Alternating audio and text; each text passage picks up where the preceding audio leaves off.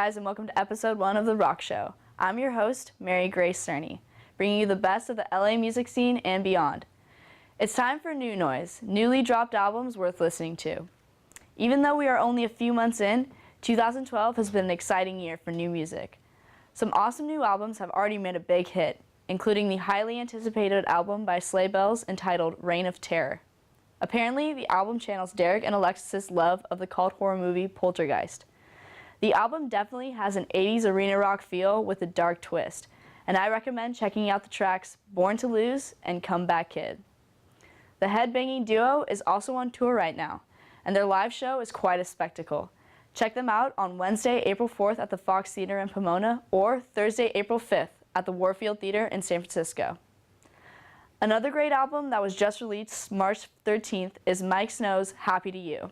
This album fulfills all your folk rock synthy needs with jackalopes. The Shins' new album, Port of Morrow, was released on March 20th. There has been quite a hiatus since the Shins' 2007 Wincing the Night Away, and many fans are hungry for new material. But with all this time to be creative, frontman and musical genius James Mercer is sure to deliver some amazing new stuff. Be sure to check that album out. On to Indie Insight, quality trending indie music. Cloud Nothings released their new album, Attack on Memory, in January. This album bleeds teen angst, hard and fast vocals, and nihilistic themes, but it totally works. Cloud Nothings are a great trending indie band to watch this year. Moving on to LA Sounds, a local band that should be on your radar. Delta Spirit are a bunch of beach bums that live in Long Beach, and they are also my favorite local band this month. The band has a surf music and punk-influenced sound that creates an ambient SoCal vibe. Check out their new self-titled album, Delta Spirit. Time for Way Too Fresh, super fresh tracks that just dropped. Indie witch house producer Bilal Macabre blew up in the underground world with the release of his 2011 album, Wander Wonder. In March, Bilal Macabre released 2 hypnotizing tracks, Come True and Just Stay. Is there a new album on the way? There hasn't been any speculation yet, but if he does, it will be too fresh. Dreamy indie band Beach House has announced their new album, Bloom, and a spring and summer tour. Make sure to check out the single Myth and look out for their album expected to be released in May. Odd Future is at it again with their new single, Rella. Watch the music vid for this one if you'd like to see Tyler the Creator as a coked out man horse. Also look out for their fresh new album, The OF Tape Volume 2. Moving on to future findings, telling you what to look forward to in the months ahead. Electronic powerhouse Nero has just announced some new dates for their spring tour. Go see them at Club Nokia on April 14th, or if you were lucky enough to get tickets, you can see them in the hot deserts of Indio at Coachella on April 15th. Best Coast announced the release of their new album, The Only Place. According to producer John Bryan, the album is more grown up and includes some previously released songs like Up All Night and Dreaming My Life Away. Passion Pit, remember them? They have been talking about releasing an expansive new album. According to an interview by Pitchfork's Larry Fitzmaurice, the album has the same synthy, squiggly pop charm as Manners, but frontman Michael Angelakos is also experimenting with some R&B, with tracks like Constant Conversations. Angelakos also said that the album is very honest and deep, revealing the tough year that he had prior to recording the new album. Is there going to be a new Arctic Monkeys album? The Arctic Monkeys is teasing its fans with its sexy new single, Are You Mine? According to an interview with drummer Matt Helders by Pace Magazine, the single stands alone as its own production. So there won't be a new album for the Arctic Monkeys anytime soon, but you can check them out on their tour, which includes a stop at Coachella. Now for music and concert news. The Music Box in LA is now open again. The legendary music venue closed without warning in early January, but it's open again. Check out their show lineup at facebook.com/themusicboxla. Coachella is coming up! Woo! To all of you who got your tickets, I feel your joy and pain. Push the haters off to the side. Sorry they weren't smart enough for pre-sale. Just kidding. Don't hate me. The lineup for Coachella this year is glorious. And not only are the headliners awesome, but so are the smaller performers. Be sure to check out more marginal artists like Beirut, Subtract, Givers, Feed Me, Real Estate, Porter Robinson, The Vaccines, Mount Eden, and Kendrick Lamar. You guys are all gonna have a f***ing good time. Sorry you guys missed it, but the Coachella of Texas happened this past March. South by Southwest is a huge month-long music and arts festival that features some of the biggest names in music and film. I was lucky enough to catch up with one of the bands who played South by Southwest before they took off for the festival. Youngblood Hawk is an up-and-coming LA-based indie band formed by two former members of Igloo and Hartley, Sam Martin and Simon Katz. Martin and Katz decided to break away from label pressures and form Youngblood Hawk, an amazing new band that is truly on a journey. Check out my interview with the 5 members of the band at the rehearsal space in Echo Park. Let's talk about your EP. So Rootless is one of your top songs right now.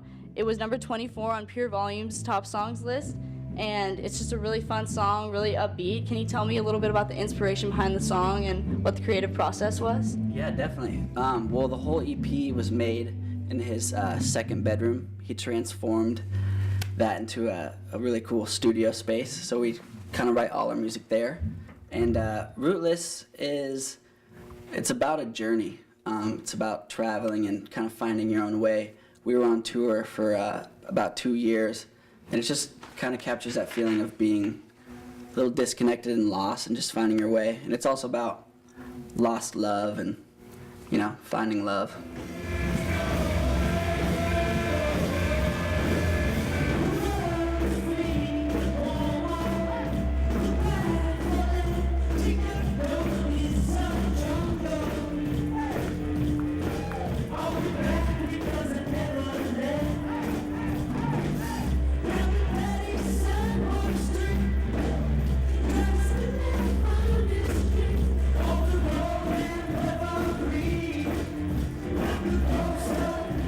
So, have you guys been having fun playing these shows locally, SoCal? How's it been? It's been incredible. Yeah, we've played like 15 or 16 shows. Not very many. Yeah, but the response has been incredible, It's a lot of fun. That's our favorite thing to do is get up there and put on a good That's the show. whole point. Yeah. A lot of stuff going on stage. We're obviously a pretty big band, and between keys and guitars and drums, and everybody kind of plays drums at different points in the show.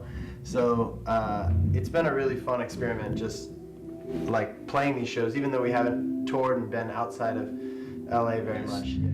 It should be exciting, when you go see a show. It should be exciting. It should kind of like, the chorus hits, you're like, whoa, this is big. There's one thing to go and see a band, hear the music, but it's really important to us to put on a really good, entertaining show where, Yeah. it's more than the music too, Yeah. People are paying money to see you, they should be entertained. Yeah. If they want to listen to your record, they go buy your record. If they want to see you, put on a show, they come see you play live.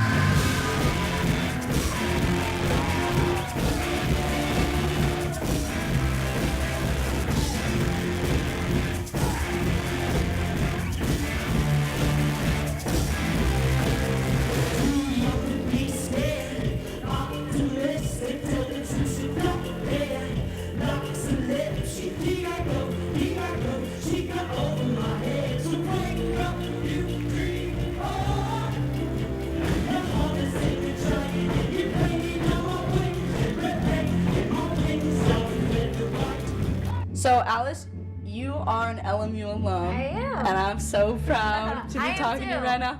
I am too. I loved LMU. I feel like my life is sort of just being open to surprises, things that come my way and sort of tickle my interest. But I had originally gone to school as a theater major.